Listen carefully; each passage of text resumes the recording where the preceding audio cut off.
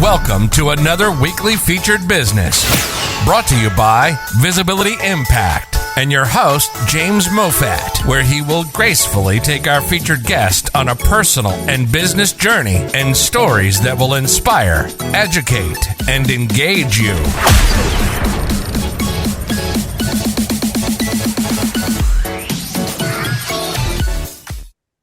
Hello and welcome to another Friday featured business brought to you by your host, myself, James Moffat, and Visibility Impact. Today we have our 104th guest, Christian Fleck, although we'll call him Chris for the show because he prefers that. So Chris will come to you shortly. Before we get going, we have our regular weekly singer, well, tries to be regular anyway, Emily. So Emily, she's just popping in to do a quick song and then she has to disappear. So Emily, over to you and tell us what song you're singing and maybe just a quick intro. Hi everyone. So I was just, yesterday I just finished my Christmas decorations. Oh, already? Yeah, already, because I leave Switzerland mid-December. So, I need to profit from them for a little while. Anyway, so I thought I'd sing a Christmas song if that's okay with everyone. If you really don't want a Christmas song, then I can change. But No. Christmas is okay. Okay, good. I'm Emily. I'm originally from London, but I've been living in Switzerland for 9 years, just over actually. And I have a children's education events business here. So I do holiday camps and clubs and birthday parties for kids. And I also teach music, like individually. Piano and singing. That's me. Yeah, and you've had the kids on the show singing a song. Yes. With you, or actually without you, they sang. You just conducted. Mm-hmm. Yeah, so that's more than welcome because my eldest son plays the piano, so I want him as the kind of, when you can't make it, I'll have to get him to fill in. Yeah, you should push him. But it'd be good to also, I mean, we do some specials as well. So we do Christmas specials normally, and Easter and so on, seasonal specials, and we play games and all sorts. So you could always bring the kids in if they wanted to do something as well like that. Mm-hmm. So Emily, so as you mentioned, because you're doing your Christmas decorations, what's the Christmas song? So it's going to be Snowman by Sia. Mm-hmm. I don't know if you know it. I actually only discovered it this year, but it's actually a few years old. So there's only a slight problem is that because of my Christmas decorations, my microphone and my speaker is actually behind like all the decorations. So I can't actually use them today. So it's just going to have to be me. So it might be a little bit quiet because it's also quite a low song. Sorry. Well, at the moment, the sound quality is great, so no problem. Okay, yeah, but I'm not going to be as close to the laptop. But I can enhance that in the editing, so don't worry. Okay, fair enough. I'm going to have to put it quite far because my laptop also has no battery, so same excuses. A disaster today, really. Yeah. Okay, how's that? That's okay, right? Well, the tree's great. Oh, do you want to see? Do you want to see the decorations? Okay then. Like this is very cute. Like it's isn't that sweet? Oh, beautiful. Okay, sorry. I'll stop wasting time. All right. It's very nice. Thank you. Okay, I just try and. All right. Are you going to wear your hat? Well, it might fall off mid-song, so perhaps not.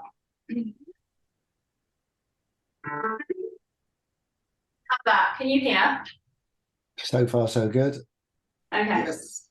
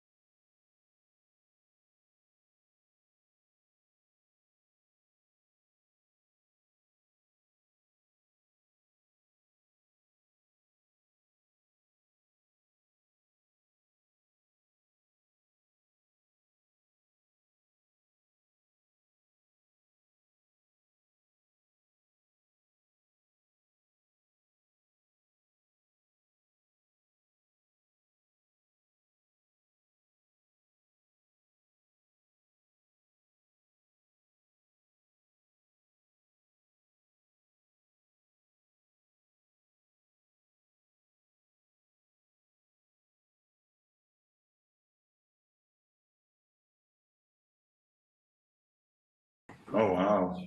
In Bulgaria, we usually say bis. So repeat.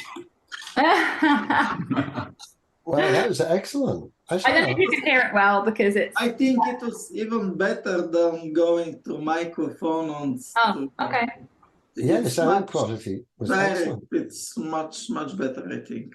Okay, I will just not have the microphone for the next time then. It just said that's also quite a low song, so it's kind of hard to sing it loud as well. But if you liked it, then that's great. Yeah, It's always great. Actually, I didn't notice the difference between the microphone and this. I thought the sound quality was excellent. Okay, well that's good. It means I'm projecting my voice well. So yeah, no enhancement needed. But it is a beautiful song. I can't recall ever hearing it actually. No, I only discovered it because one of my students wanted to sing it, but I don't often hear it on the radio. Oh, well, now that I know it, now I hear it. But yeah, I hadn't heard it before. Right, so now you can add that to your repertoire. Yes. But how do you remember all of these songs?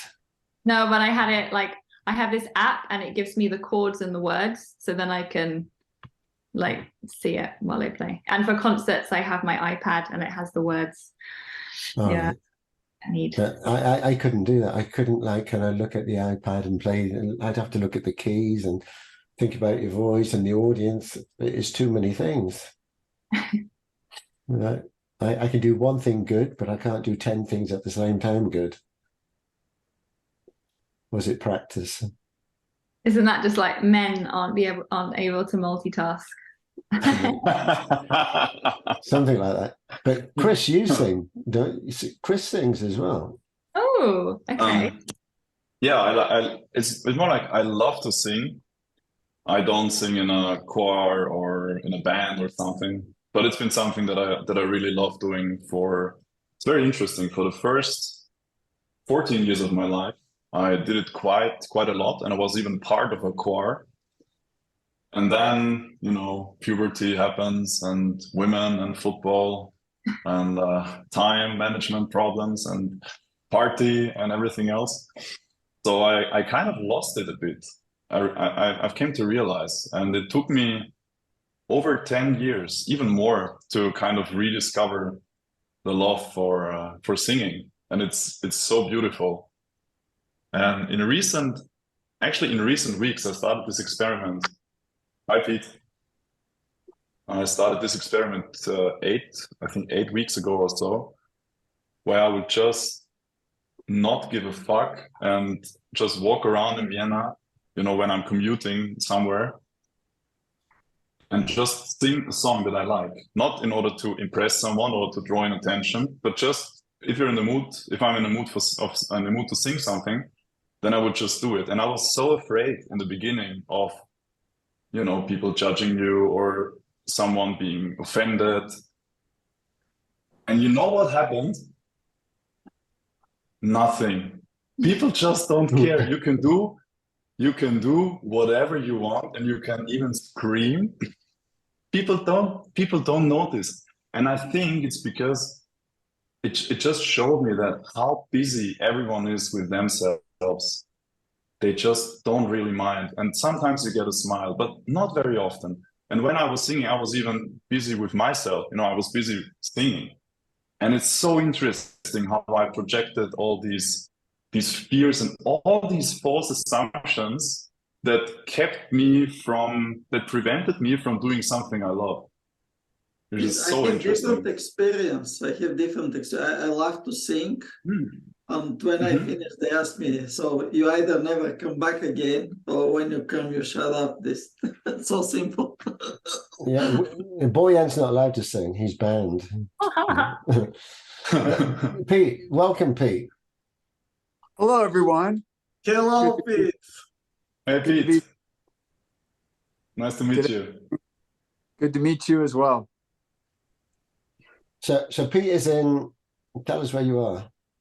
Atlanta, Georgia, USA. Right, you've just missed Emily singing. I should have pinged you earlier. Emily, can you sing again? Of course. Unfortunately, Otherwise, I stop. No. Emily, you have to shoot off. I really do. I'm so sorry. I really do have to go. But Bye, Emily. But anyway, I'll send you the recording afterwards. recording, yeah. That would be great. Thank you. And Chris, Emily, just before you go, Chris, what type of songs do you sing? Oof. What type of songs do I sing? And you play the drums as well. Any, like, this is so difficult to say. From pop to rock, German.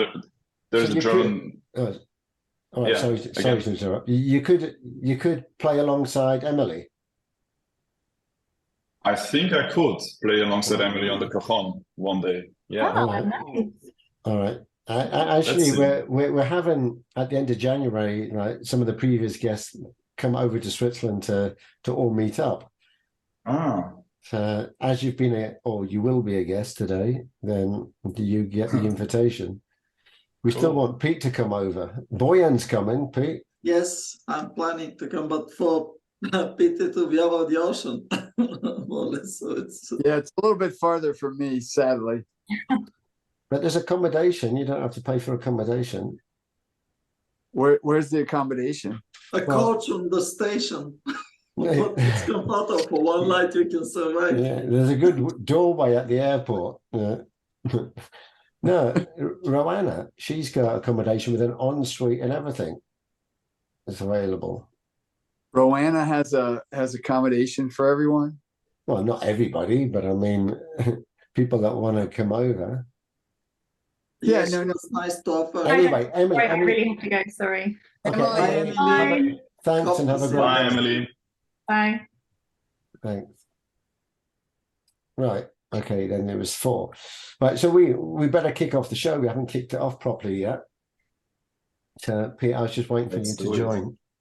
Yeah, great. Let's hear. Right. So, yeah, welcome, Chris. Chris, you are our 104th guest.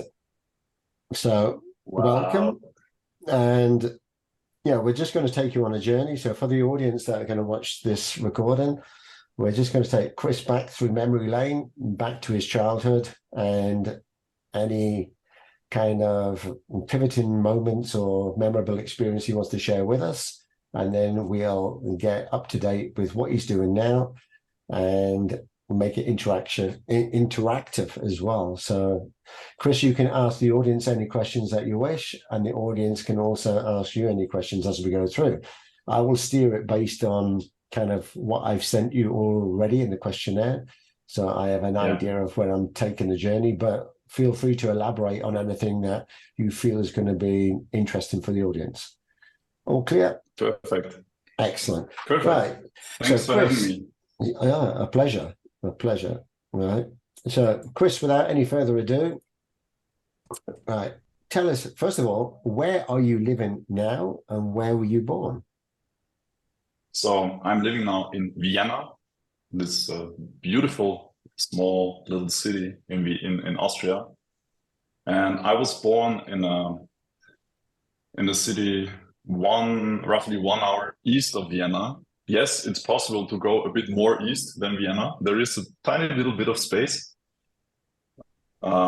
which was actually a sea some billion years ago. It's the only area in Austria where we have no mountains. That's where I'm from. So east of Vienna. So basically, in Vienna, the Alps end, and east of Vienna is this small town called Hainburg an der Donau. So I was born next to the Danube, which is 25 minutes away from where I grew up. Is Okay. it on the border with Slovakia. Slovakia, Yes. I've been maybe more than 100 times in Vienna. Wow. My favorite destination, in fact, it's very beautiful. Why is that your favorite destination? I was living 5 years in Budapest, in Hungary. So very often I had guests, so I was doing small trips. So one day you go to 3 capitals: Budapest, Bratislava, Vienna. Vienna, normally we were late evening till midnight or 2, 3.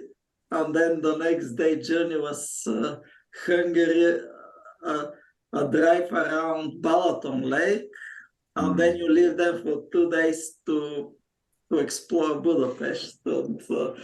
But also after leaving from Hungary to Bulgaria due to business, I was working with Austrian company and Nice. traveled very often to here. It's like So probably you know Vienna better than me. I don't know. At least the airport is very, very familiar with what is where. But let's focus on you. I was guest already. Okay. I mean, likewise for me. I mean, I traveled extensively throughout Europe, and my region was also Vienna. So, likewise with Boyan, I mean, the best way to get to Bratislava was actually via Vienna. So it's easier to fly into Vienna, and then there was multiple ways you could get there. You can go on the ferry if it's the summer season, or you can go on the bus, which was cheap, or you can drive the car or whatever. But I mean, I did all of them, and it's great fun. So Vienna also at night, and Vienna, there was down on the river, there was an excellent restaurant there, or many, but one in particular, and we used to go there a lot. But anyway, we digress. So Vienna is a beautiful place with a beautiful cathedral, and yeah, a great place to sing. So, yeah, I think so. So it is. I'm going to put you on the spot now, actually, because you said you're a singer and you kind of do it ad hocly, like in the city. Do you want to sing now, or would you prefer not to? No, I prefer not to be honest. All right. Yeah. Okay. You can choose if you want to keep it in or not. Well, we could always edit it out afterwards, so it wouldn't be a problem. But I mean, no, we'll do that another time. Maybe there was a bit of the thing is like I love singing, but I don't consider myself a singer as in doing street art or some street music or something like that. Okay, so let's move on. So growing up as a child, you've got siblings? Yeah, I got two brothers, two younger ones. Right. One is 2 years younger, and the other one 8 years younger. 8 years younger? Yeah, 8 years younger. So, I mean, you mentioned football as well. So you played a lot of football as a kid? Oh yeah, yeah. I started at the age of 10, which was actually quite late. Yeah, quite late. I know. I was into making music a lot.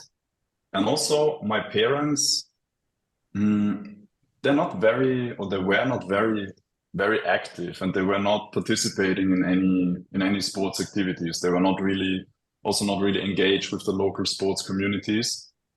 So there was no real, like, sometimes you have this push from the father where the father brings, as soon as you can walk, you get the soccer cleats and you need to do something. That was not the case for me. For me, it was more, I started learning the drums and music quite early, a little bit. And then I remember when I was in school, I just got curious what all the other kids were doing. And I think it was also because I didn't even grow up in a village, but I grew up on a farm together with 5 other families, which was some 3 kilometers outside of the village, and the village had some 2,000 inhabitants. And that farm was surrounded by forests. So I remember I spent my entire childhood outside in the forest, doing forest stuff like building houses, creating trails, collecting wood, collecting flowers, collecting everything, trying to find animals, all these things. So my very early childhood was filled with these activities, and it was so enriching that I didn't really miss so much. And at the same time, because I was in that kind of secluded environment, I didn't see what the others were doing too much either, right? And so there were other families there as well. So I had some kids to play with, and we played. And then when I went into primary school, I got curious what the others were doing, and then at the age of 10, I convinced my mom that I'd love to try out football. There was something about the game that I really enjoyed. Then I started as a defender. I don't really know why they put me in the defense. I really don't know why. But yeah, I really liked playing the libero position, so the one before the goalkeeper. Somehow, I remember I really liked that you don't need to run too much. You don't need to make too much of too much movement. And I like the position because you have an overview of what's going on the pitch. And then destiny happened. So our goalkeeper was quite. He was quite. How can I say that? Like he was very good in terms of his reflexes and everything. And he was a child, but still he was just super, super, super small. And then one day he made many mistakes, and then he even hurt his arm or something. So we had to find a substitute. We didn't have a substitute goalkeeper in our amateur, kids club in the age of under 12 or something. And then the coach quite mercilessly chose the tallest one to fill the position in the goal, which was me, because I was the tallest one. And I remember I was even traumatized because I didn't want to do it. I hated it. I didn't necessarily hate being appointed as the new goalkeeper, but I hated being forced. There was no way the 10-year-old Christian could say no. I didn't want that, but I was kind of forced. And at the same time, the others were looking at me, like the other kids were like looking at me with this hope and also the expectation, and also of course the judgment. Hey, come on, don't behave like a princess, just do it. So I did it. The first experience was horrible because I didn't know what to do, right? It was very weird, and I was so frustrated and was still anxious. I remember it to this day. So I went home. I remember I cried my eyes out. Really, it was amazing. I said, I'm never going to play football again. I'm never going to do it again. But something made me go to the training again. So I went there again, I think. And then something interesting happened. Then the coach, who was, honestly speaking, I think he was quite manipulative and not a really good coach. So he kind of tried to convince me that this is a good position for me, blah, blah. So he tried to find some arguments why this would be a good idea. And to me, being someone who, like I think everyone, wants to belong in a way, I made friends already in my team. So I was really afraid of, if I don't continue what the coach tells me, I might lose the connection to my team. Which is why I continued to follow what he was telling me. And then he said, let's try the goalkeeper position for a couple of weeks and then see what's happening. So he showed me a path. I back then believed that I do have an option. I truly believe that from his perspective, it was his way of making me feel okay with filling the position.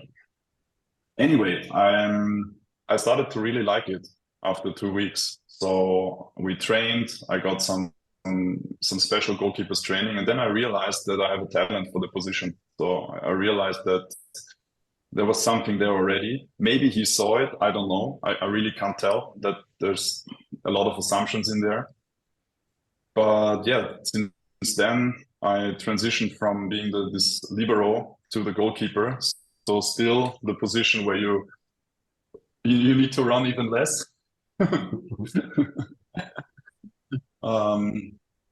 but you have also the biggest, or one of the biggest responsibilities, because the special thing about goalkeeping is that you are judged only upon your mistakes. So if you keep the score to 0, this is what's expected of you. And if you're making a mistake, it's a goal for the opponent. So in a way, from very early on, my mindset was always kind of focused on trying to prevent the mistake rather than scoring the goal. That is something I'm scoring goals, and I like to trick goalkeepers. Yeah, and I like to foul goalkeepers too, because I was really good in penalties. yeah. I mean, this is a very interesting story because my eldest son, well, both my sons now, but my eldest son, who's 9, plays a lot of football, soccer for Pete, right? And yeah, he started off as an out player, but had a natural talent to be the goalkeeper, and found that he's a lazy runner, right? Whereas all the other kids are running around like headless chickens. He would stand and observe and rather make the good passes. He was excellent at passing, but he didn't see the need to do all his running. He believed in the philosophy, let the ball do the running, right? Do the work for you, and you just get in the right position. And he did, but he was then seen as lazy. So going in goal was actually the best thing because he would know his space and he was very good at it. So similarly, he's in goal and he has a good holistic view of what's going on because he can see everything, and he knows how to play the game. He's more strategic than actual necessarily ability because he can see how the game works, and that normally comes later, not at the beginning. But anyway, so I can see where you're coming from because I have to religiously now and go every week to his games. So in the summer, they're all outside, but now it's kind of the winter season. It's all inside. So yeah, last week was a tournament, and that was 5 hours indoors, right? But anyway, that's another story. So you obviously like football. Did you carry on playing football then from the age of 10 upwards, or? Yeah, I carried on. I carried on until the age of 23, if I'm not mistaken. It can be 24. I'm not 100% sure. So you played for some clubs and stuff, and I played for some clubs. Yeah, not on a professional level. I was very ambitious, and I was on the edge to be scouted by semi-professionals. Unfortunately, I have to say I had my first meniscus injury at the age of 15, which followed by surgery. Wow.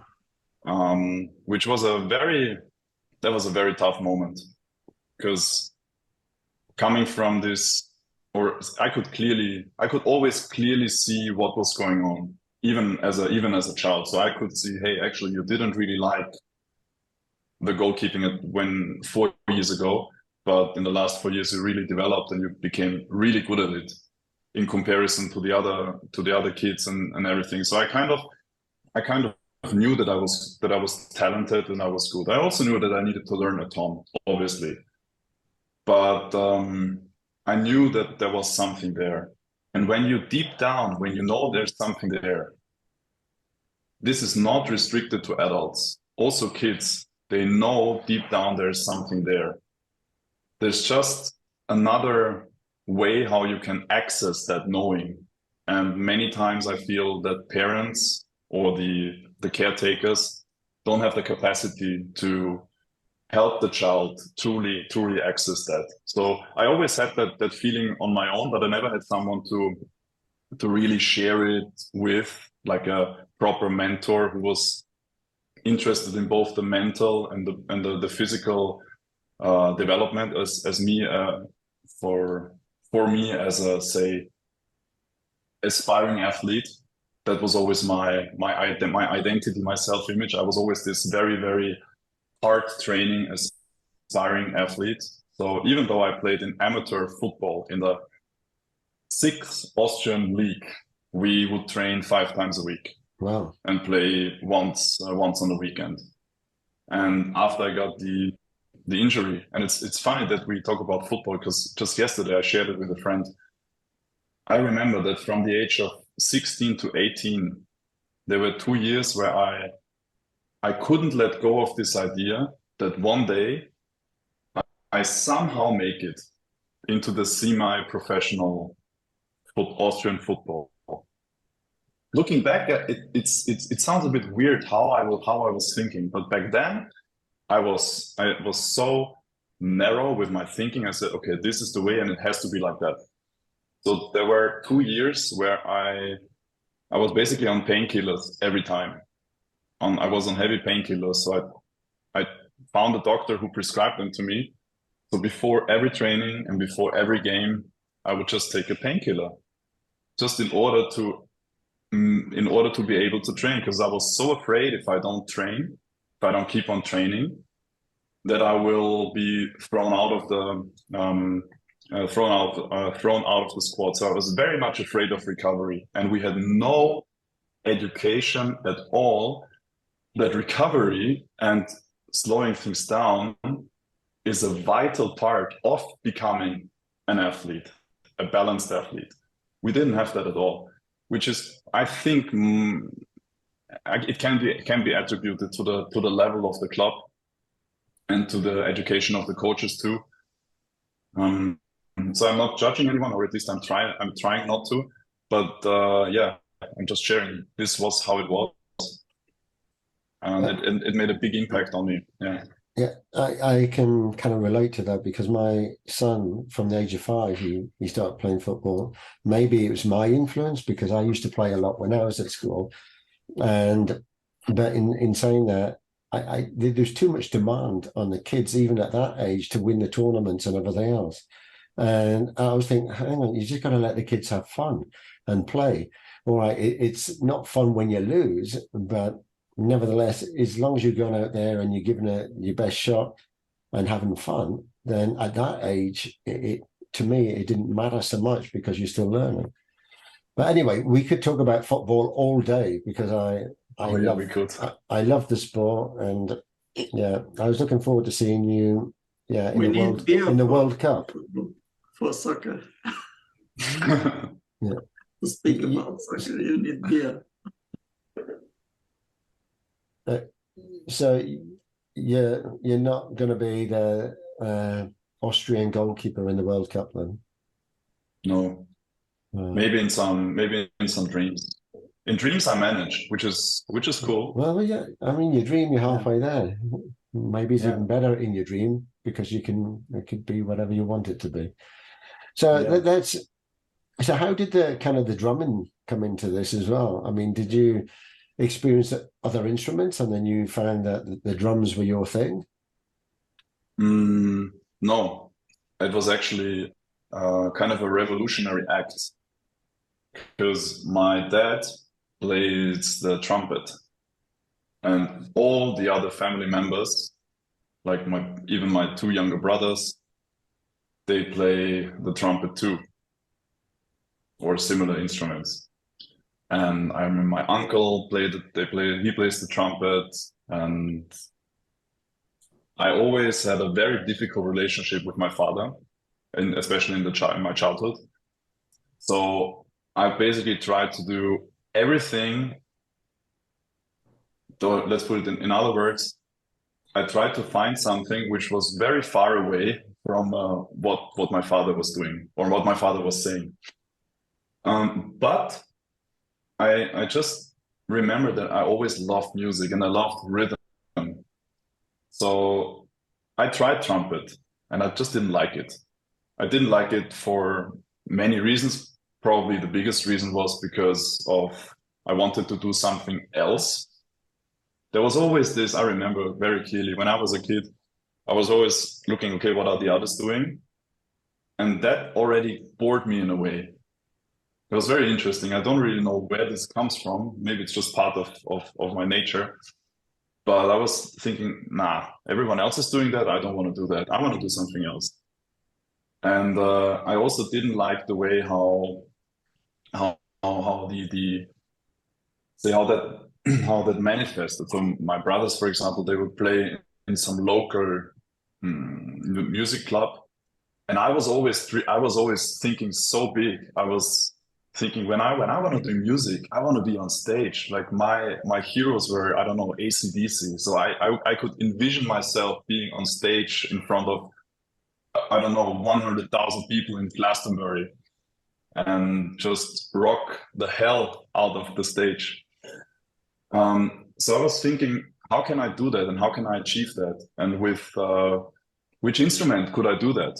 And in my world, I didn't see the connection because I didn't know about ska music back then. I didn't see the connections, but with drums, I saw the connection. So with drums, I saw the potential. So I said, hey, I want to learn the drums. So I started to learn the drums. We tried to find a teacher, which was not very easy because I didn't grow up in Vienna. It would have been more easy.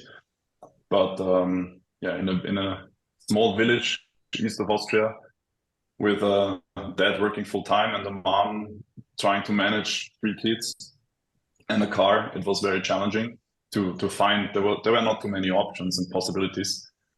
So we found a teacher, which was good because he was the only one. And it was kind of okay in the beginning, but he was very old fashioned. And I remember clearly I asked him, hey, can we play some AC/DC or some Metallica? I know I'm just learning, but I felt I wanted to find that connection to my dream and to my vision somehow, the bridge. And he said, no, first you learn Austrian military music and then we can proceed. I was between 10 and 14 at that time. So I kept on training, I kept on playing. I liked when I was in the play, I really liked the rhythmic aspect of it. But this whole idea of military, of structure, of rules, also I didn't really saw any benefit. I didn't see myself performing a military music song or this very traditional music. Yeah, let me just pause you there. Sure. Pete was in the military for a long time. Did you play any instruments, Pete? No, I sang a little bit, no instruments. All right, you went in, so not any military band then. But No. how long? I mean, Pete, you were in the military for? I was in the Navy, U.S. Navy for 7 years of active duty and 9 years in the reserves. Wow. Yeah, so a good amount of time. Wow. And but you like things organized and, I mean, regimented style. I mean, was that installed into you? I mean, growing up, I mean, being in the military, in the Navy? I got interested in the Navy and the Naval Academy because my father had served in World War II as a corpsman, and I was interested in going to college. And then this was an opportunity to kind of put the two together, which was a pretty cool thing for me, to be able to serve in the same service my father was in and go to school and become an officer. So it's a combination of all those things that really lured me to going to school there. Right. Okay. Thanks, Pete. So Chris, then let's kind of move forward a bit. So why was this kind of rebellious kind of relationship that you had with your father? I mean, was it the same with your younger brothers, or did you see yourself different to them, or were you expected to have different expectations being the eldest son, or how do you think that came about? You mean, if I understand you correctly, how the rebellion came about? Yeah. I think I was always looking for. I always felt I'm not seen for what I'm doing in a way. So I did all these, in my world, amazing things like researching and reading and the junior version of the National Geographic, which was something that my father supported. And also, I identified with my success in football a lot. So I would tell my parents a lot about, the training and the football and the games and all these things. And that is just not my dad's thing. And I was longing for some understanding on that level. And I think back then I wasn't aware that was very challenging for him to give to me. And it was also very challenging for me to understand him in a way. So there was a mismatch in understanding each other.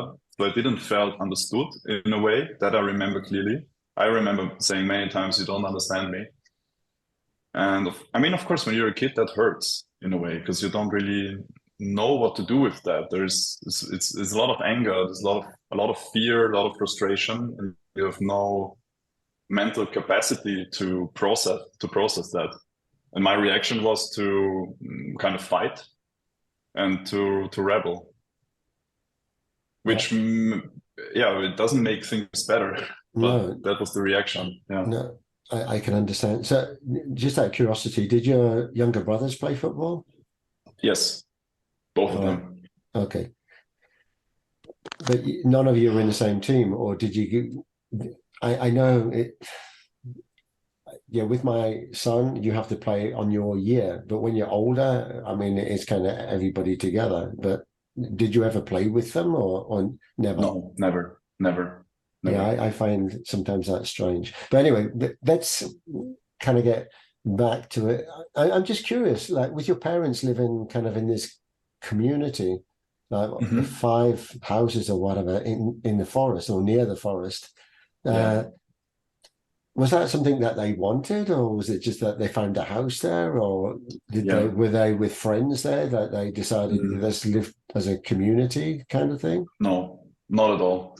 So it has to do with my father's profession. He is a professional barley breeder. So he breeds barley and wheat and sunflower. So basically, he studied agricultural science. And I don't know how you can come up with this. I think it was his plan B. His plan A was to become an astronaut. Not an astronaut, but almost. He wanted to become a doctor. And back then in Germany, you had very strong regulations with the grades. Unless you didn't have an average grade of I don't know what, you were not considered. He missed that for I don't know 0.2 points or something. So coming from an agricultural background, they were a farmer's family in southwest of Germany. He decided to study agricultural science, and then he decided to specialize in breeding and developing these crops. And back then, when he finished his studies, and it was when he finished his studies, there were only 3 companies or 5 companies in Europe where he could work. So he applied to all of them, and one company was a company in Austria, and that company had the setup of that they had a laboratory, and then they would have some hubs where they would plant the, how can I say that, like test fields or test areas for the crops. And one of those places was that farm. So on that farm, experimental fields. Yeah, thank you. They were experimental fields for the crops that my father would develop together with the other scientists. So it was basically an offer from the company that he can work there, and he was able to. Yeah, they paid very, very little rent, and it was a very easy entry for my dad to move to Austria. So when you said move to Austria, he is Austrian then, or no? No, he's not. He's from southwest of Germany, from the greater Stuttgart area. Oh, okay. Anyway, that's I mean, we could talk about kind of these things for a long time. I'm interested in agriculture as well, and kind of natural seeds and not modified stuff. But anyway, and also when you talk about like barley and stuff, a previous guest started a brewery here in Switzerland. And it's important where he gets his barley and his ingredients from, because that affects the taste of the beer.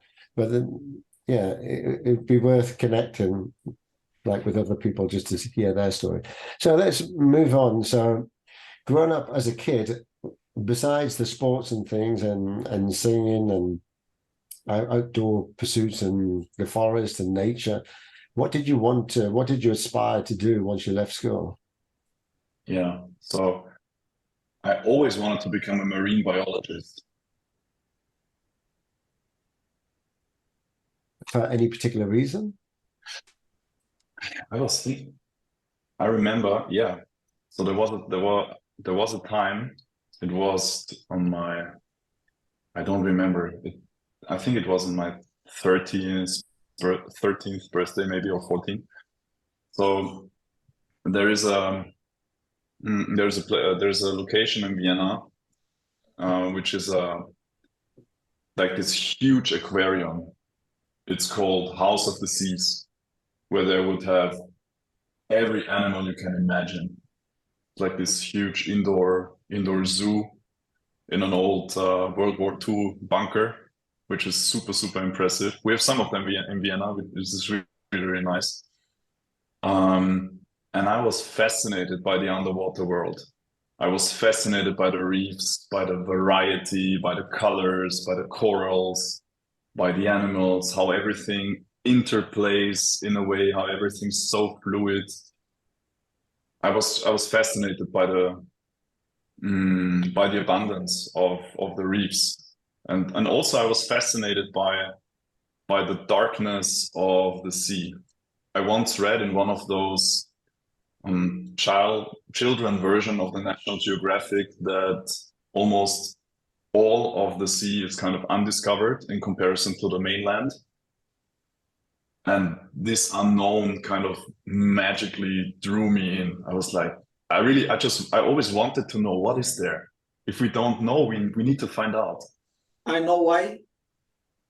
You go deep, you find it eats you. So you cannot tell the story to the rest. Yeah, maybe many tried. So did you do any scuba diving? No, not yet. Funny enough. Right. I mean, that is a magical experience. We did it 3 miles out of the back of a boat, and really beyond what we should have done for our experience, because we were novices. But I mean, the experience underwater is just magical. So I highly recommend that. So you didn't pursue that. So what did you end up doing when you left school? Yeah. So I didn't pursue that. I can give you a reason why. It can also be very interesting. I think there is a very, very important lesson in there.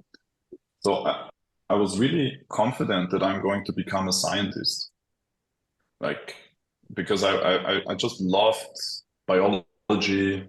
I was still in love with all the science stuff, and I was just soaking in that knowledge. And that was because we had a teacher who was just so passionate about what he was doing, and he was just so good. He would start the lecture, and we would be glued to his lips, and you could just see the fire in his eyes when he would illustrate and show and teach. It was incredible. I remember him to this day very much. And then he left the school, and we got another teacher. That was in the puberty time. So at the age of 15, 16. And she was just a nightmare. She was a very bad teacher. So I totally lost interest in biology, the way she taught, the way she treated us, which made me understand, looking back, how important it is to have a proper guide on your way and have someone who sees you and who kind of supports you on your journey. Because I didn't have the capacity to pursue that path on my own, because I was kind of very easily distracted, and I didn't really know how to deal with How to deal with that bad teacher. So my pattern was to, walk away from it because I thought, yeah, maybe it's not for you. That was a very important lesson. So I walked away from biology and I walked towards the next second best thing that I liked, which was writing.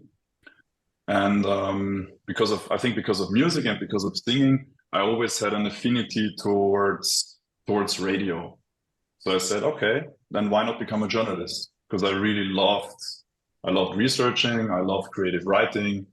I never had to put any energy and effort into it. So I said, okay, you become a journalist. I left school with that in mind. Right. Let me just pause you there for a minute. So Sure.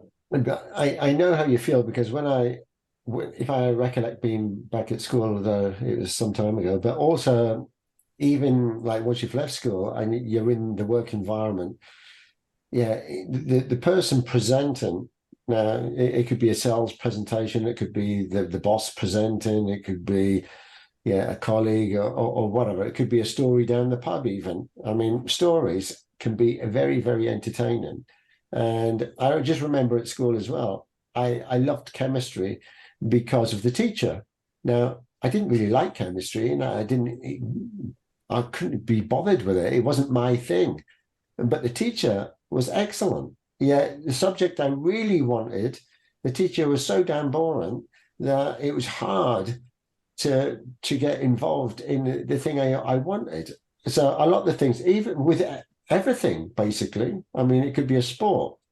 You mentioned football. You could have the best coach that encourages you and is there and makes you feel valued. And then you can have one that's just like criticizing everything you're doing. You think, I'm giving up with this football. So I think that's a story of life, basically. You get the right person teaching you or guiding you or sharing stories or having that passion, and you join in. You want to be part of that. So carry on with your story now. So the journalist, to being a journalist, I mean, did you become a journalist then? And is that what you went on to becoming or doing? No. No.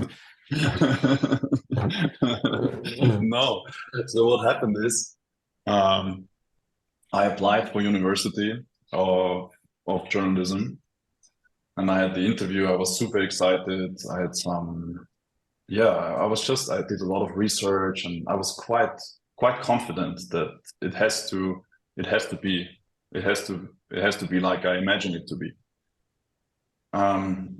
After the interview, I had this very strange feeling. I was like, something is not right, but it's going to work out. The next day, they called me and they said, we're not going to take you. So I said, no way. I tried to somehow cover it because it's okay. But actually, it was a very, very challenging moment because back then, my whole plan was really tied to the idea of you become a journalist. And then all of a sudden, that dream or that house of cards, all of a sudden it crumbled. And then I remember exactly, I was sitting at home talking to my parents. I said, to be honest, I have so many interests. I have no clue what I want to do. I just had no clue what to do. And did they offer support and guidance and saying, because a lot of the time, particularly with kind of the old school parents, I mean, they try to push you into doing something that they've done rather than necessarily finding out what you want to do. Yeah. It was a combination. So I always felt that my parents, they really wanted to support me. They really wanted the best for me, and they were not pushing me in any direction. What they were subconsciously doing, I think, when I look back, I remember that, I'll give you an example. I had a discussion with my dad, and I remember I was saying, what do you think about economics? And he immediately went like, it might be a good idea because you can work at some big company and have some security and some safe money. So he never said you need to become a lawyer or become an economist, but he did give me the feeling that do something that kind of makes sense, that creates security and safety for you, and if possible, you like it. So that was kind of a bit the combination. So what did you go on to do then in the end? Yeah. I tried to make it very simple. So I was, imagine I was sitting there with 18, you don't know what to do. So first of all, I was thinking, what is the path of least resistance? Which was University of Economics and Business, because there was no exam, no nothing. You would just register and start studying. And the second was, I remember one day I was coming home from football training. I was looking at my cleats, my soccer boots, and I kind of was thinking, hey, what if you work for one of the companies who produces these because you really like them? And in that moment, somehow something changed, because I put this idea into my head that one day you will work for one of these companies. And since I put that idea into like this anchor in the future, into the present, I was thinking, okay, in a very logical way, what do you need to do to get there? How can you increase the probability that this is not just a dream or an imagination, but that it becomes reality? At that point in time, I had no idea how it is to work in a company. I had no idea, really. I was just saying I want to work for one of the big sports brands. And part of it was then studying economics, because it increased the probability from my perspective. That was the only reason why I studied economics. Okay. And you did get into a sports brand? Yes, I did. Very early on, actually. Very early on. So you seeded that thought in your mind and you projected it to the future of this is where I'm going. Yeah. And the universe answered your call and guided you. Yeah. Yeah. Which is a lesson for everybody, actually. I mean, it is. Picturing yourself there and what it feels like is half the battle, because you've already reached that destination in your mind. You just have to follow the practical steps to actually get there, which can be the hardest part. And the amazing thing was that, I had no idea how to get there. I had no idea. But I miraculously start to meet people. Then all of a sudden they would offer me the job while I was still studying. Normally you don't get a job like I got while you're still studying. But I had this student job before, blah, blah, blah, blah, blah. And all of a sudden I found myself in front of the contract with the pen in my hand and about to sign my first contract. And to be honest, James, I almost didn't read it. I was just like, just give me anything, I'll sign it. I had no, I didn't do a lot of due diligence. I can imagine being overwhelmed with that. So how long did that last before you kind of 4 years? 4 years, and then you set you set another thought. Yeah. To something else afterwards. Yeah. So what did you do next? I quit, and I created my own sports brand together with a friend. We started together, and it was a very pivotal moment, because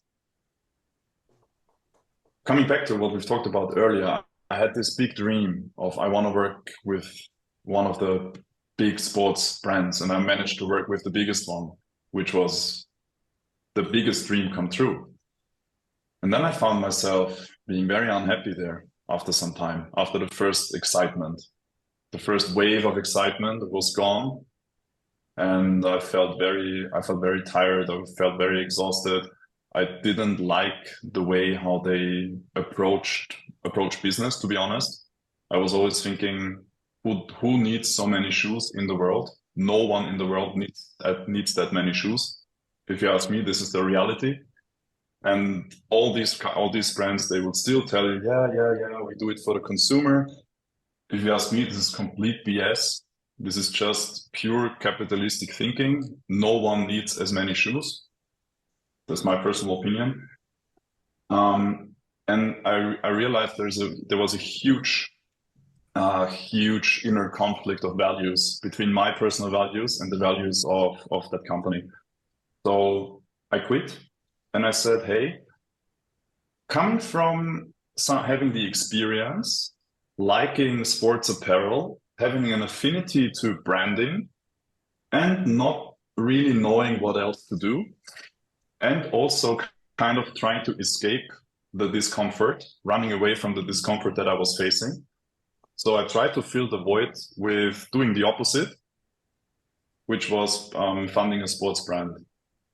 So it was an incredible experience to start to doing that from scratch.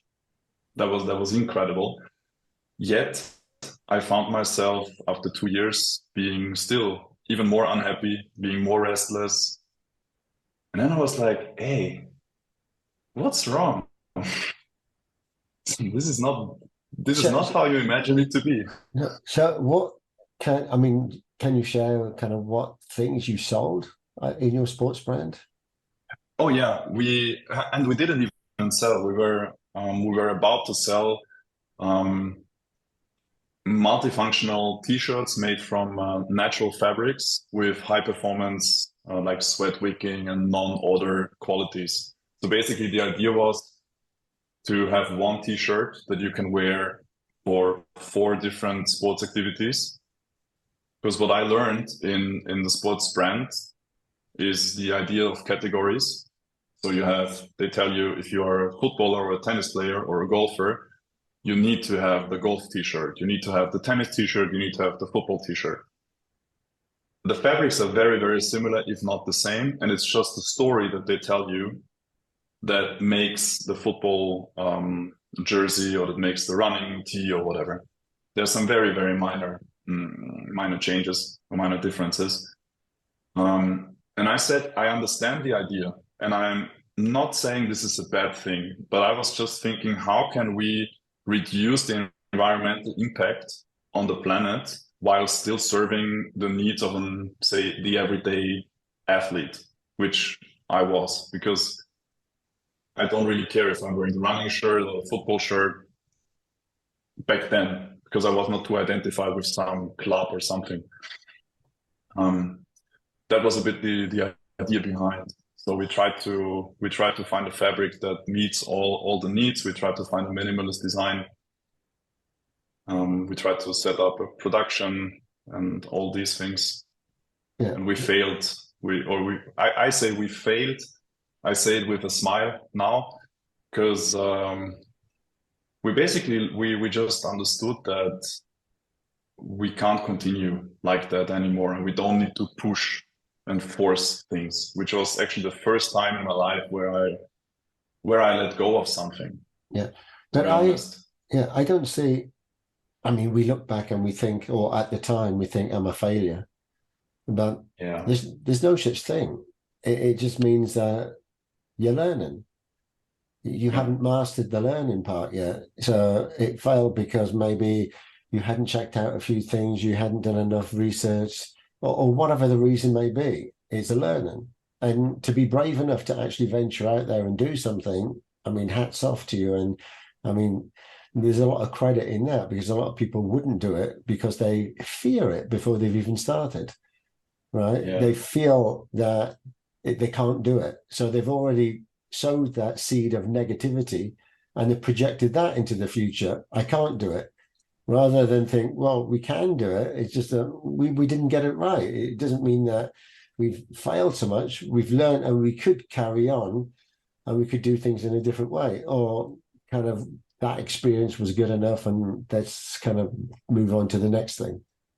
So I'd like to share a quick story if we have the time for that in that regard, because it's one of is one of my favorite stories when it comes to the brand, which we called, by the way, we called it Seek Sportswear. So seek as in seeking, which kind of, I think it very much represented my inner state of being at that time, or our inner state of being. So you just mentioned that when you put that seed of negativity inside of you, that you're kind of already creating your future. I can totally second that. So when we started, we had no clue. We just knew that we want to do something really cool, and we were super naive in a way. And then we said, okay, what can be the first step? And then we learned there are some fairs that you can attend where you can get in touch with producers and designers and brands. But how do you get to one of those fairs as a normal person? You need to have a company set up where blah, blah, blah. So we said, how can we do that? So we didn't ask ourselves the question, we didn't say to ourselves, we cannot go there. We asked ourselves, okay, how can we make it there in a way? How can we get there? And then it happened that a friend of ours was working for a big media company. And these media companies sometimes have contracts because of press coverage and so on and so forth. So long story short, our friend Daniel, he got us 2 tickets. So we said, okay, now we have the ticket. What do we do then? We just can't go there and say, hey, it's Christian and Marcus. How are you? Because if you would be a production facility or a designer or even a brand, you expect us to be a company, right? So we anticipated that and we said, okay, so we don't have a company yet. We have nothing except some ideas. Let's create a business card. Let's come up with a name. Let's come up with a project. So we called our company back then Project Beyond, because it's something that we've liked. We made a Gmail address, Project Beyond. We created some business cards with, I think it was moo.com, because they have really good business cards. Some hidden ad. And then we would go there with being, I don't know if I think we even said like I was the CEO and whatever. It was a bit too much, to be honest. But anyway, we go there, we would approach the one production facility and like one of those booths, and it was an Italian fabric supplier. And he would talk to us and it was very nice. And we could, do you have a business card? Yeah, sure, we have a business card. So I gave him the business card and he starts talking. I didn't understand a single thing of what he said, not because of his English was bad, but because I didn't understand the terminology. So after the meeting, we would sit together and we said, okay, this is not going to work. We don't understand a thing. So what we did then, we would just record the conversations and afterwards, highlight the words that we didn't understand, try to research them, and the next conversation do the same over and over and over again. And in the end, this is how we kind of started to get some knowledge about the industry. And coming back to what you said, this is really, if you can dream it in a way, if you can imagine it, you can do it. I truly believe in that. There's always a way how you can do it. It might be a bit different, but where is a will, there is a way. Exactly. I love that expression, where there's a will, there's a way. And you've got to believe in yourself. I mean, too many people don't believe in themselves. They believe they're a failure before they've started. So it is, as we said, sowing that seed, a positive seed. So, but anyway, so let's kind of move on to what you're doing now and how you ended up doing that, and what is it? I mean, bring us kind of up to speed now. Yeah, okay. Let's wrap it up a bit. So after that, that sportswear brand situation, I faced the biggest existential crisis so far, because things didn't make sense anymore. I thought if I'm unhappy in corporate life and I do my own thing, then I'm happy. And this somehow didn't work out. So I said, there must be something else. So it came together with a huge personal crisis, with a breakup, and it felt like I was free falling. And it was a very, very challenging time. For me personally, I was struggling mentally a lot. So I got a coach, and I went to see a therapist too. And the biggest question that I had is how can I connect with my gut feeling? Because my mom would always tell me, yeah, you're doing fine. Just listen to your heart, listen to your gut. And I was saying, thanks, mom. I don't know how to do this. That was the big question mark that I had. It was so challenging. So I went to see that therapist and that coach told me, hey, Chris, I have this idea. I think you should have a look into mindfulness. I think that could help you to reconnect mind and body and heart. So I said, okay. I was initially quite resistant towards meditation, but I was also very, in a way, desperate.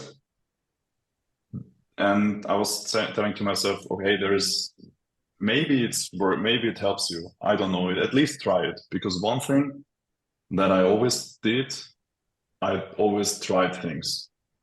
And then if it's for me, okay. If it's not for me, okay too. So I tried meditation. It had an incredible impact on both mind and body.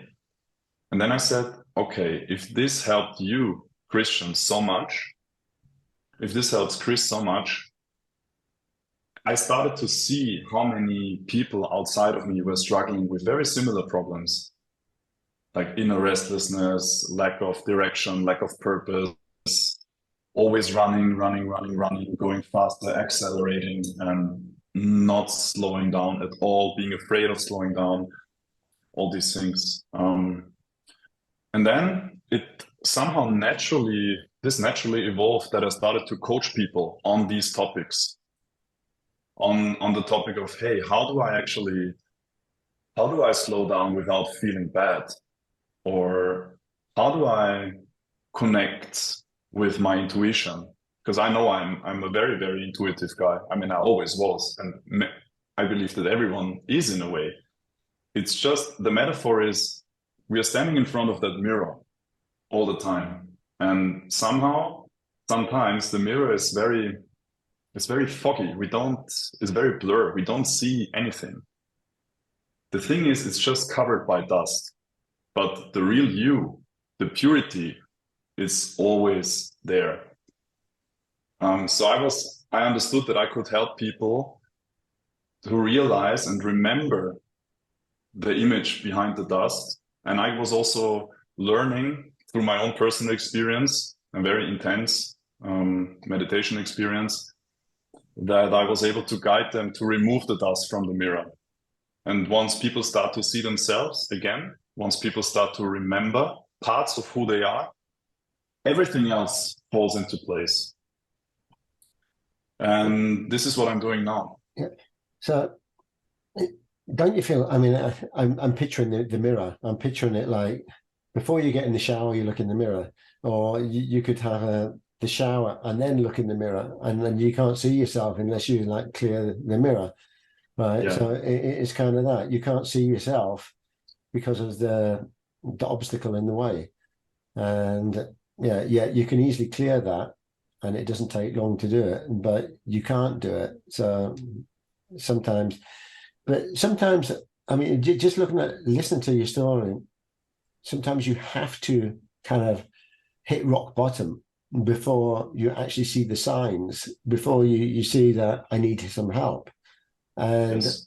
I think in life in general, particularly from childhood upwards, I mean, basically all through your life, but mainly when you're a child, it's something that you're not taught at school. You're not taught to kind of show these emotions. It's all academical.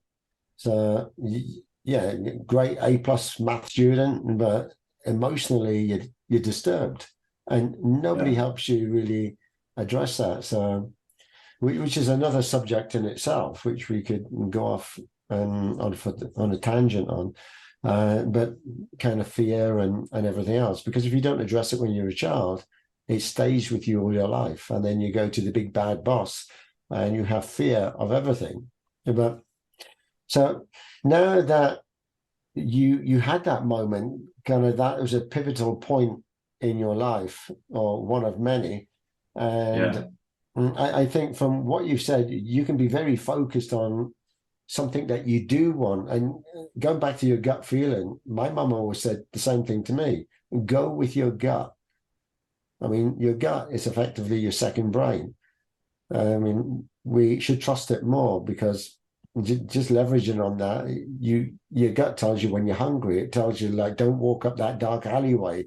Like when you get that feeling of the first impression of someone, you think, "Ooh, that's not such a good one," or is a good one, then it's typically your gut that's telling you.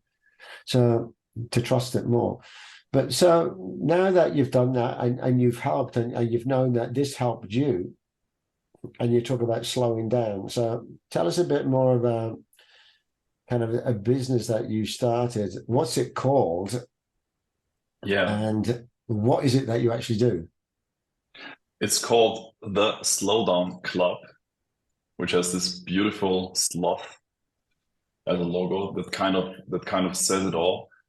It's a brand for people, or that addresses people who are fed up with speeding up, who know that they somehow need to slow down, who maybe procrastinate that for some time. And it's a container for these people to, either in a one-on-one setting to work with me, or in a group setting to, what I like to call, to really stand in the flame first, to face that fear of slowing down, because there's a lot of fear involved.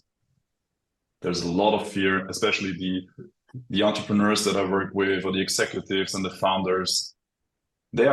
What I love about them, they have vision. They are the doers. They can do things. They're so good in executing, and they're so afraid that if they slow things down, if they don't move, as in making quick steps, that they are missing out on something, or that they are not tapping into their true potential. And I'm observing, maybe it's subjective, but that's my observation, that once we first work on that fear, when we start to accept our fear as well, that then in this still quiet place, we can actually tap into a potential that enables us for wisdom to emerge, and for insight to emerge. When you're constantly running, when you're constantly filling your brain with podcasts, with inputs, with music, with thoughts, with doing, there is no way you can get you can get an insight, but it's very rarely that you get it. And it's very rarely that you can listen to your gut, because in order to listen, we need to be passive and active in a way. And this is what the Slowdown Club is about, and it's a beautiful journey. So this is something that's relatively new. And yes, it's something that's it's a baby. Right. Yes. Will you be doing it alone, or will you be doing it with any partners or friends? Both. So at the moment I'm doing it alone. There are some collabs in an early phase where we think about doing something for athletes, combining sports and mindfulness in a retreat setting. This is something that we're working on right now, for example. So this will be together with another coach. So there's a lot of room for improvement, and I'm also very open to provide the framework and the guidelines and the rules that kind of help people to slow down to others, because I find it's one of the most valuable things in my life, strongly stemming from insight meditation. And I'm trying to find ways on how to make it a bit more applicable to daily life as well. No, I love it. I think this is very much needed, because there's a lot of people in kind of a state of burnout, or lost their jobs, or just the challenges that they faced over the last few years. So everybody needs to, I think everybody, period, needs to understand this, so they can be better equipped to deal with situations. And because we don't have this as a study at school, we kind of learn it from from a burner or an experience that we've hit rock bottom, and then now we're calling out for help rather than being able to identify it coming because we've seen and we've learned about it before. So, but anyway, I actually love what you do. So who would be your ideal clients for this? Yeah, the ideal client would be visionary and heart-led founders and executives and athletes. Okay. So, and how would you deliver this? You mentioned about retreats, but you're not going to do a retreat every week. So, I mean, no, we're not going to do a retreat every week. No. So I focus at the moment on the one-on-one setting, one-on-one guidance. So with individuals, so you and me, we would work together. And at the moment, I'm collecting interest to set up a group setting, which can be either in Vienna if there's enough people in Vienna, or which would also be really, really nice to have a group within Europe because it's a bit easier with the time zone, or even Switzerland, for example. Is a good place. Good. Okay. So Switzerland, and I'd love to bring people together on a global scale too. At the same time, honestly speaking, I don't want to overcomplicate. Yeah. And I want to leave time to iterate. Yeah, exactly. So, I mean, it can be done online, like you said, like this. So it could be one-to-one. Could you do group online as well in a group like this? Yes. So it could then be virtual for anybody around the world that could participate rather than just locally, and then kind of more local settings or physical settings where it can either be done in Austria or you would go to a venue maybe in another country. Yeah. So the vision right now is to create a framework. To create a framework that can be scaled. So, for example, that if you say, "Hey, I want to facilitate an event where the focus is on tapping into the potential of slowing down," and you're a facilitator, that you get the framework and you can just use it. So that you can use it either globally or that you can use it locally if you collect people together in Bern. Mm-hmm. So this is what I envision, for the sake of really finding ways on how to spread the message in a non-pushy way. Because one thing that I'm learning from my own personal experience, really, once you're pushed to do something, I mentioned it with football, you just don't do it. You need to be drawn towards it in a way. It needs to pull you. So it's more about creating soft awareness that there is a possibility to slow down. Let's put it like this. Yeah. And if someone goes like, "Hey, this is for me," because people, if they take time, this is an observation that I made, they know very much what's for them. They know. Sometimes they might be, "Oh, I'm hesitant," because doubt kicks in.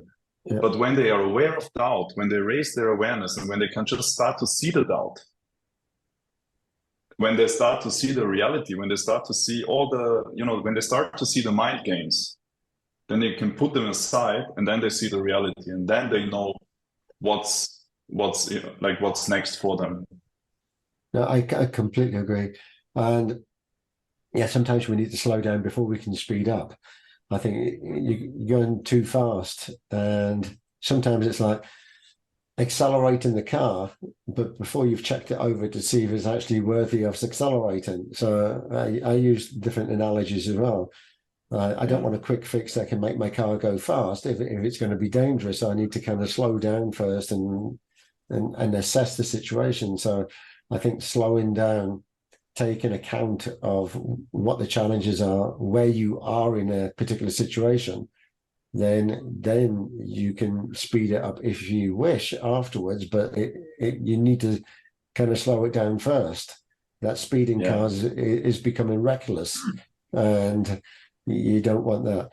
So I actually love what you do, and I mean, we've had many other guests on that do some kind of similar things that are very complementary. I mean, it would be nice to bring everybody together and do one big retreat and have multiple different speakers, because everybody resonates, but I mean, they have their own way of doing things. And I think that's the beauty of doing anything like this, is sharing your experiences, because they're unique and the way that you do something. So how can we learn more about your work and get in touch with you? Yeah, just follow me on LinkedIn and follow me on Instagram. This is at the moment the main communication channel until the proper landing page and website is set up. At the moment, I try to Are you keep it working as on this? again. Are you working on your website? Yes, I'm working on a website Cool. in a very early stage, and I'm at the moment figuring out what's the best way. Maybe we can speak about this, because my company, we do websites. I bet maybe to be with the better budget than if you do it in Austria. That's one. And Cool. we do it much better. We also help different companies to be more discoverable on the Google, on the search engines as well. Nice.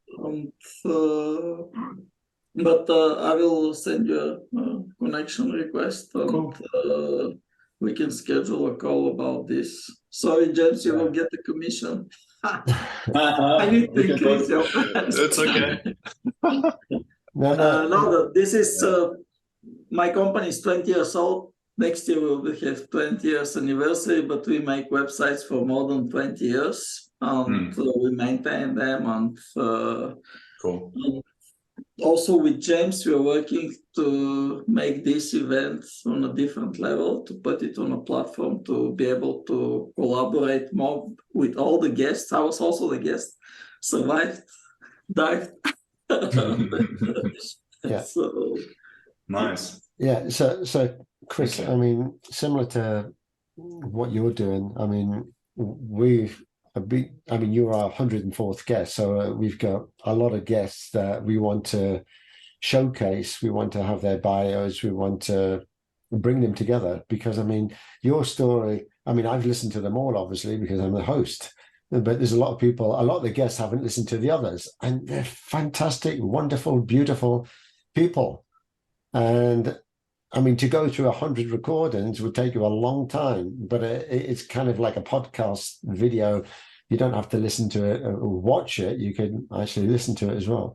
So, but it's magical. I mean, and then the way that we're planning to take this to the next level would be something that could interest you in the way that you want to look at some of the ideas that we're doing that could be applicable to your business. So, Chris, you have been an absolutely fantastic guest. Yeah. A couple of hours ago, I knew really nothing about you. I did some research and I looked at the questionnaire that you filled in, so I'd have some guidance.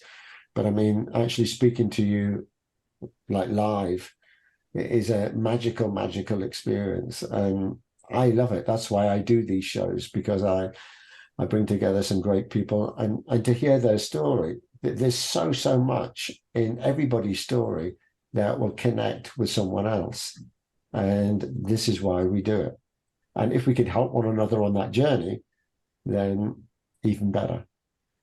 So, Chris, have you got anything else you want to kind of leave us with as a kind of closing comments, or any questions or anything that you want to put out?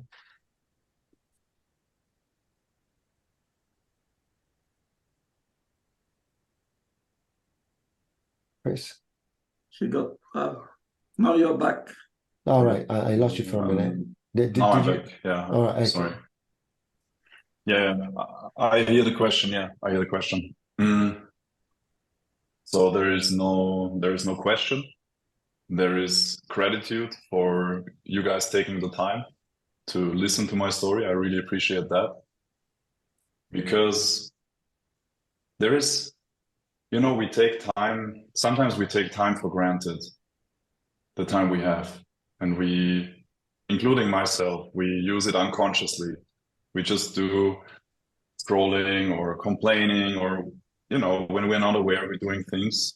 And I just realized after you asked the question, and when I had the technical difficulty for a couple of seconds, it just hit me again that, you know, the time that we've had is a unique time. It will never be, it can never be replicated. It's gone. So we spend the moment the way we spend it, and then it's gone. So I would love to remind ourselves and reminding myself how precious time is, and how we can decide what we can make time for, and that we really think of, hey, is this, does that serve any, doesn't always have to serve deeper meaning, but is this something meaningful? And do I want to be there? Do I have to be there? Just being aware of how am I spending moment after moment after moment after moment. Because the reality is, in a very few moments, we will all be gone. And I think it's a good idea to spend the few moments we have as aware as possible, to the best of our abilities. Bravo. I second that. No, I actually love that. I mean, time, we have to honor and respect time, because we don't know if we'll get that time back again. And yeah, the moment is the true time, because what's gone now was then. The moment is now. Anyway, Chris, you've been a fantastic guest, our 104th guest. And Boyan, thank you once again. Boyan has been on more shows than any other person in the audience. He's been a guest, and from being a guest, he loved it so much, he wanted to hear other people's stories. So he comes on as best as possible every single time. Emily, our singer, likewise. I mean, as best as possible within her work, she comes on, and people like Pete and others that you haven't met yet really had the opportunity to meet. Are regulars, and it's about bringing this community together. The more shows that we do, the more we find great people. It's just magical to have people's stories. I just love stories. And if we can leverage on stories like this in everything that we do, which we actually do, but we don't appreciate. I mean, stories for business, stories down the pub, stories with friends, stories over dinner. Everybody loves a good story. But it is, well, as you said earlier, Chris, it's the way you articulate that story. You could have the boring teacher that you switch off and think, oh, do I have to go now? Or the ones that are engaging that keep telling me, is that the time gone already? I want more, right? And kind of that's what we've done today. I mean, we've gone way over the time, but the stories are fantastic. I love them. So on that note, I wish you all a fantastic weekend.